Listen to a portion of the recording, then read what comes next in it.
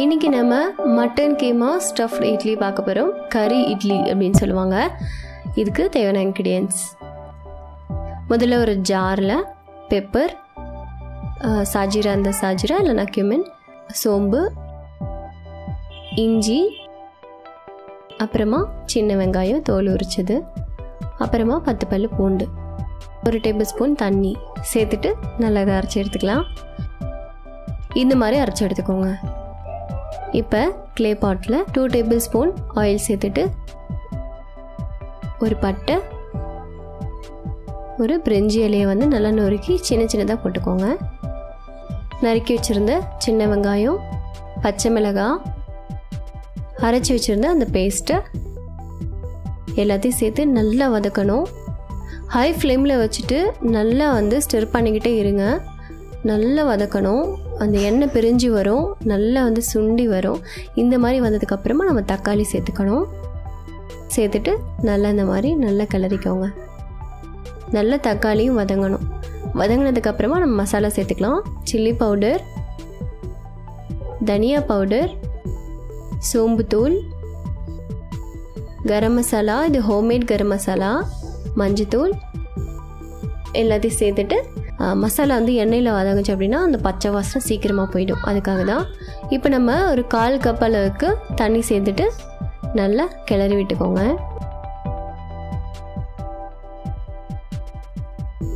இந்த மாதிரி எண்ணெய் லைட்டாக பிரிஞ்சு வரும்போது லைட்டாக உப்பு சேர்த்துக்கோங்க. தேவையான அளவுக்கு நீங்கள் உப்பு சேர்த்துக்கலாம். சேர்த்துட்டு லைட்டாக அந்த மாதிரி வதக்கிட்டு இப்போ நம்ம மட்டன் கீமாவை 1 கப் நான் எடுத்து வச்சுருக்கேன். நல்லா வாஷ் பண்ணி அதை வந்து இது உள்ளே சேர்த்துக்கலாம்.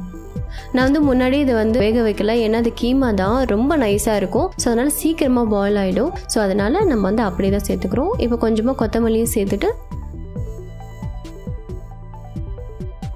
மூடி வச்சுருங்க. லோ ஃப்ளேமில் வச்சுருங்க. ஒரு 15 மினிட்ஸ்க்கு எண்ணெய்லாம் பிரிஞ்சு மேலே வந்துடும். கறியும் நல்லா வெந்திருக்கும்.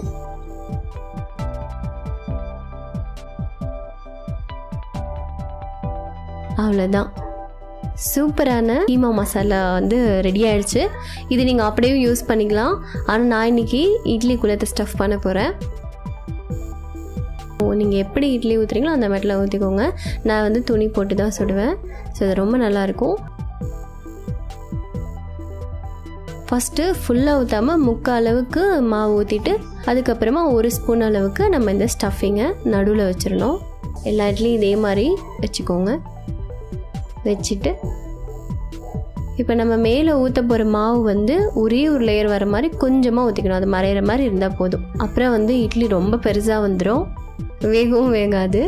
அதனால் கொஞ்சமாக மேலே அது வந்து மறையிற மாதிரி ஊற்றினா போதும். அவ்வளோதான். இப்போ நம்ம இட்லி பாத்திரத்துக்குள்ளே வச்சு இதை நம்ம வந்து 10 to 12 மினிட்ஸ் வரைக்கும், அதாவது இட்லி எவ்வளோ நேரம் வேகுமோ அவ்வளோ நேரம் வச்சுக்கோங்க. ஒரு 10 நிமிஷம் கழிச்சு இந்த மாதிரி செக் பண்ணிக்கிட்டிங்கன்னா தெரியும் மாவு வந்து ஸ்பூனில் ஒட்டாமல் வரணும். அவ்வளோதான். எப்போவுமே துணி இட்லி வந்து நம்ம லைட்டாக தண்ணி தெளித்து எடுத்தோம் அப்படின்னா ரொம்ப நல்லா வந்துடும் பிரிஞ்சு. இப்போ நம்ம பிளேட்டில் சுட சுட அதை எடுக்கலாம். அவ்வளோதான், சூப்பராக வந்திருக்கு இட்லி. செம்ம சாஃப்டாக இருக்குது பாருங்கள். இந்த ஸ்டஃபிங்கு உள்ளே வந்து அவ்வளோ அழகாக இருக்குது. பார்க்கவே சாப்பிட்றதுக்கு ரொம்ப ஆசையாக இருக்குது. கண்டிப்பாக இதை ட்ரை பண்ணுங்கள். இது வந்து உங்களோட ஃபேவரட் சைட் டிஷ் வச்சு நீங்கள் வந்து சாப்பிடலாம். அண்ட் இதே மாதிரி சூப்பரான ரெசிபியோட நெக்ஸ்ட் உங்களை மீட் பண்ணுறேன். டில் தென் பாய்.